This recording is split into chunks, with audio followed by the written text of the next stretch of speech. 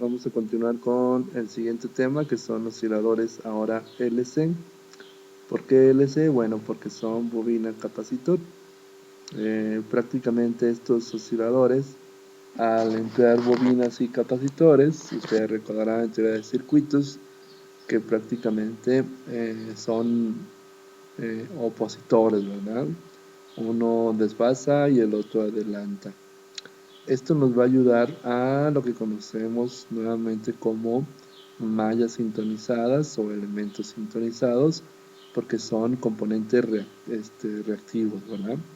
¿Qué quiere decir? Que van a responder a la frecuencia. La particularidad de los LC es que van a utilizarse a altas frecuencias. Ojo aquí con lo de altas frecuencias. Se considera altas frecuencias a partir de que dejan de ser audibles.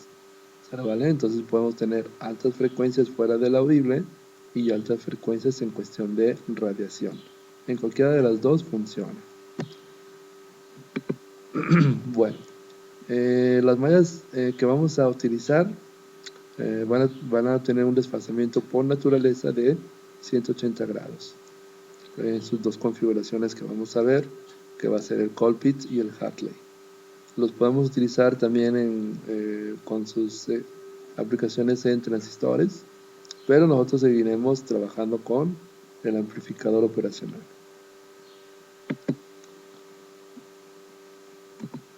Aquí, bueno, tenemos nuevamente lo que es nuestro sistema de amplificación, el acondicionador de señal, y que va a tener que ser un inversor, y vamos a tener lo que es la malla de retraso o la malla desfasada por naturaleza, va a ser de esta configuración, ¿verdad? Vamos a tener 180 grados de desfasamiento y los vamos a identificar de esta manera. A la salida vamos a tener una impedancia 1 en serie con la impedancia 3 y estas a su vez en paralelo con Z2. La unión de Z1 y de Z3 es nuestro voltaje de retroalimentación. Entonces, aquí va a ser importante que este sea un balance, ¿verdad?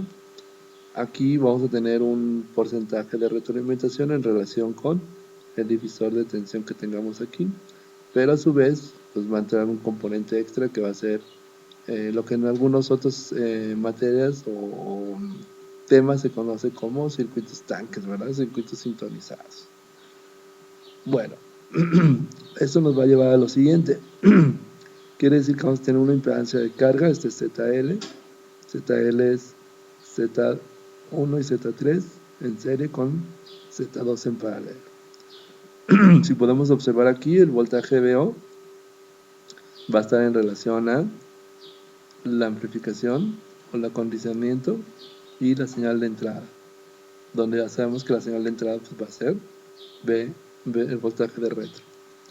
Si nos damos cuenta, en este sistema, VO en realidad va a estar en relación a un divisor de tensión, ¿verdad? Entre ZO y ZL. Por eso VO es el factor de acondicionamiento, que es el voltaje de, perdón, el factor de amplificación en relación con VI por ZL entre ZL más Z2. No es más que un divisor de tensión. Y por lo tanto, de aquí podemos encontrar lo siguiente. La relación que hay de voltaje de salida con relación al voltaje de entrada, entonces es la ganancia natural del sistema o la ganancia controlada del sistema en relación con las impedancias. Esto nos va a dar la relación nueva de ganancia. Eso ya lo habíamos visto también. Entonces, podemos partir que ZL es Z1 más Z3 en paralelo con Z2, que ya lo habíamos visto. ¿Vale? Si aplico en cuestión de paralelo, ¿vale? Me quedaría esta ecuación. Y entonces podemos decir lo siguiente. El factor de retro por VO, ¿vale? El factor de retro ya lo habíamos visto, me va a dar el voltaje de ZL. Esta es una L, no es un 1. ZL, por lo tanto yo puedo establecer lo siguiente. Si beta por VO es igual a el voltaje ZL por VO entre Z1 por Z3, Entonces quiere decir que el factor de retro es la relación de impedancias, Z1 entre Z1 más Z3. ¿Vale? También ya lo habíamos visto, esto aplicaba en factores de resistencias, ¿verdad? Cuando vimos retro negativo. Bueno, si hacemos el producto de acuerdo al teorema de Barkhausen, que beta por A es igual a 1, y como ya habíamos encontrado que A nos da esta relación y que Z es esta relación, pues entonces podemos aplicar lo siguiente, ¿verdad? Simplemente sustituimos que es igual ZL, esto es ZL, ¿vale? Sustituimos en nuestra ecuación de ganancia, arreglamos los extremos por extremos y arreglamos las fracciones, ¿vale? Entonces nos quedaría, si beta es esta relación y ganancia es esta relación, pues entonces las puedo multiplicar, ¿vale? Y me quedaría lo siguiente, esta ecuación que está aquí, ¿vale? Más que extremos por extremos, medios por medios, aplicamos sumas de fracciones y nos va a dar esta ecuación. Bueno, de aquí podemos empezar a sustituir, simplificar, y en realidad la ecuación que nos va a interesar equivalente va a ser esta, que es la relación de la ganancia con el factor de retro. Esto nos va a llevar a poder encontrar, como lo hicimos en los RC, la relación que hay de frecuencia y ganancia.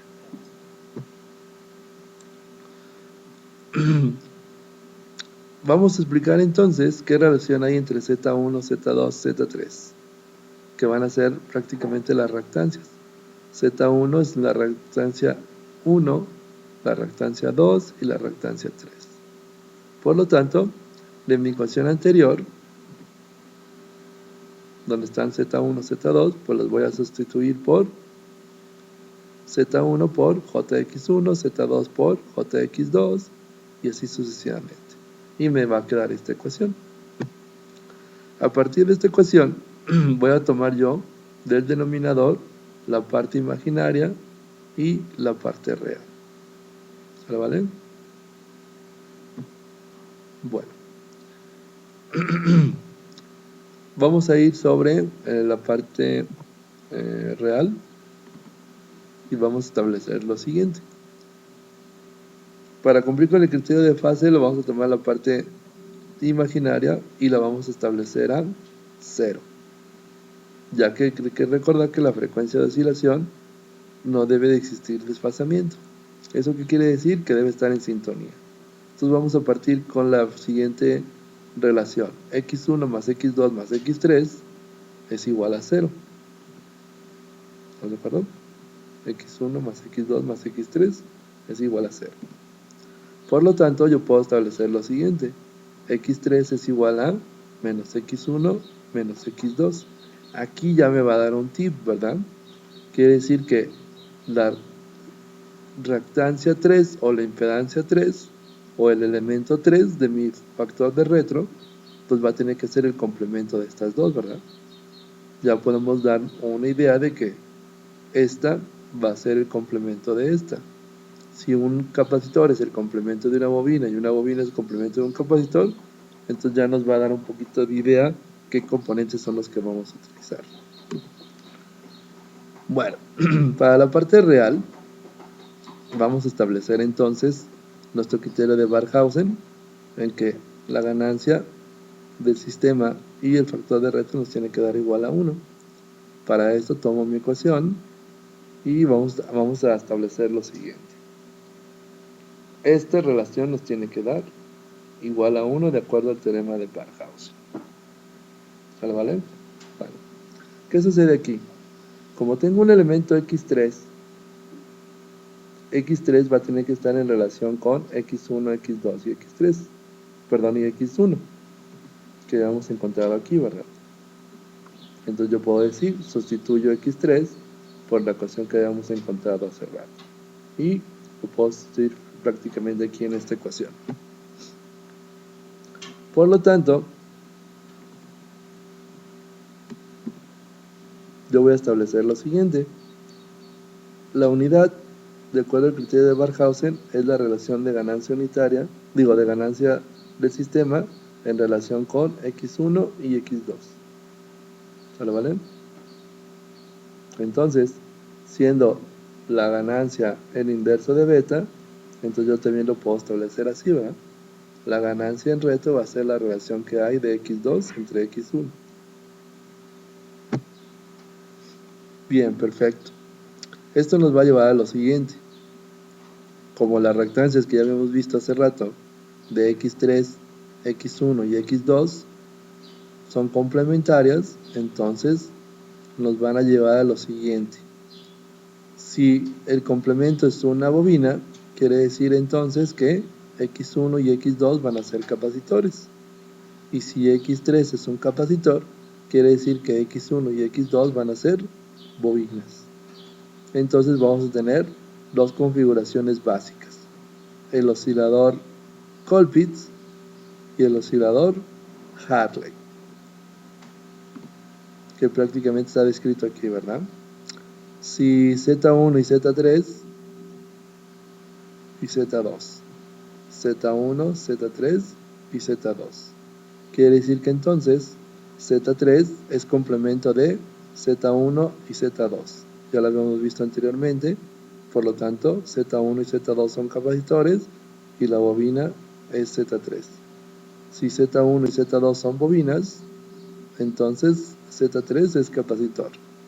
A los dos capacitores con bobinas se le conoce como Colpitts y a los dos bobinas con capacitor se le conoce como Hartley.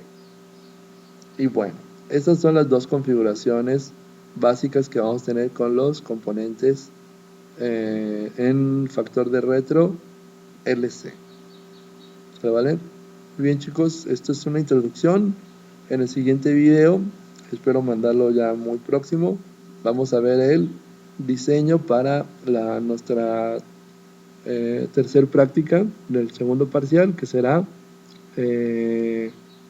Colpitts, y vamos a ver también la cuestión del Hartley.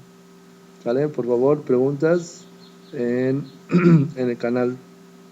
Muchas gracias.